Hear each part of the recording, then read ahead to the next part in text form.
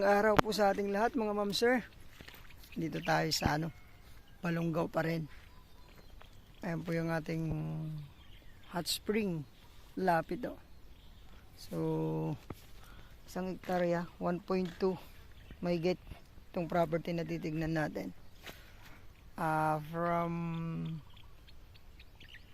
cemented road, siguro nasa 400 to 500 meters. May power line dito. Pwedeng diretso dun sa may kalsada ang pagkukunan, pero pwede din dito banda yan, kasi dito yung bahay na po yan, ayan po yung bahay na yan, dito po niya kinuha yung power line. So sige po, baka magustuhan nyo po ito. Napakagandang gawing kalamansi farm, mango farm, yan. So dito sa bayan po ng Balongaw, tignan po natin, baka magustuhan. Ito po yung boundary natin, yung bakod. Tapos, dun din sa may poste ng mga kuryente, yung boundary natin. Ito tinatamnan po ng palay pag first crop, tapos gulay na yung susunod. Pero ngayon po, hindi po natamnan dahil nga yun may karamdaman yung may-ari. Nagpa-opera daw, so hindi na asikaso, kailangan na pong ibenta.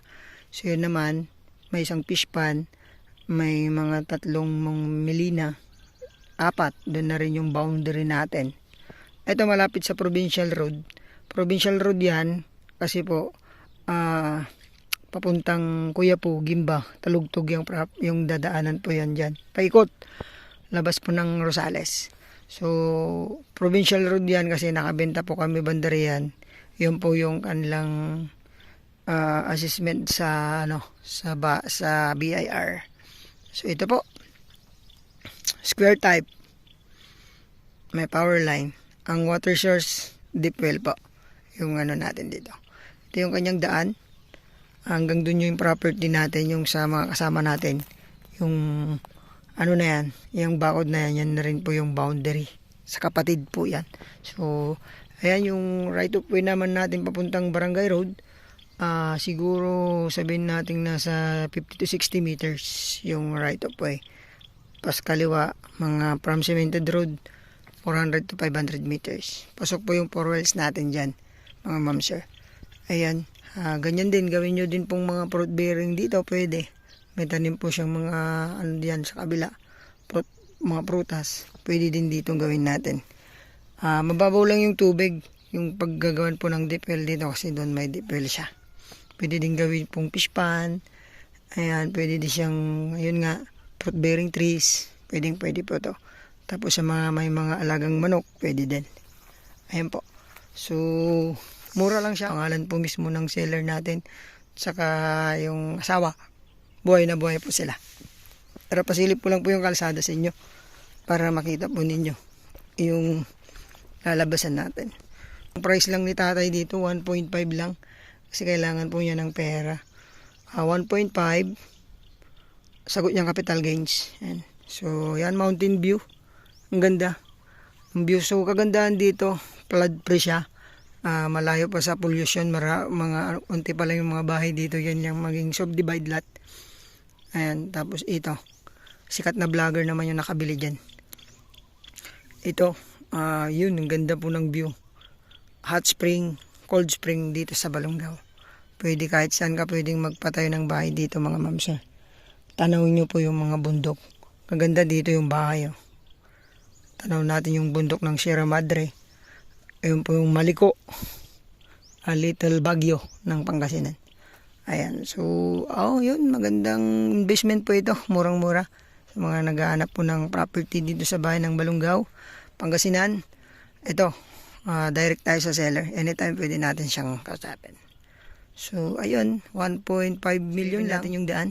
Thank you po, God bless pa sa ating lahat. Ayan, ito po yung kalsada.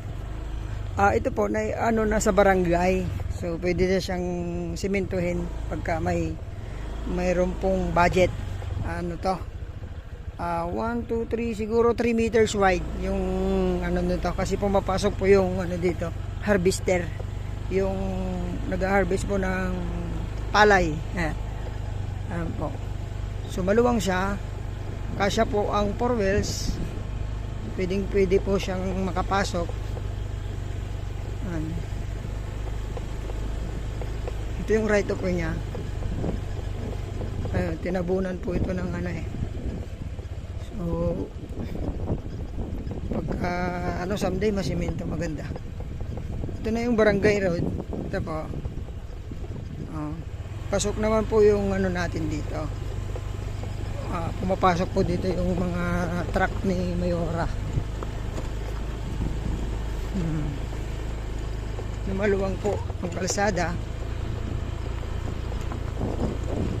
Ayan.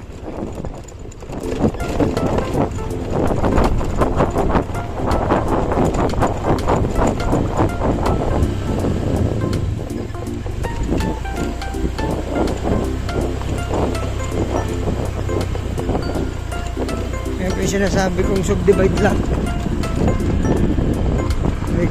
Ito naman yung bentang 13 hectares na ano sa mga maluluwang.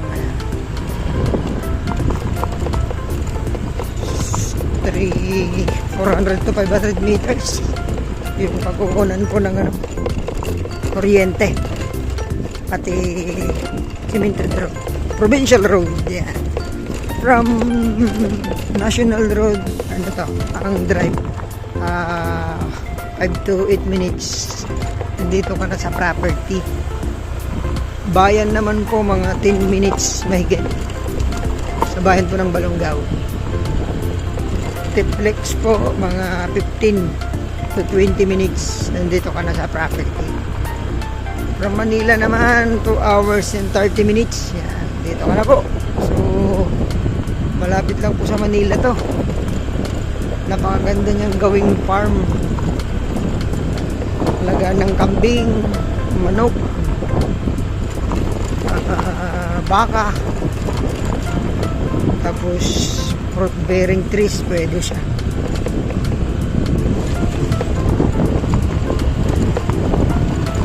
Kaya po, maluwang po yung kalsada. Ito hanggang dito na yung cemented road, kaya lang medyo sira na rin po kasi sa mga truck na pumasok.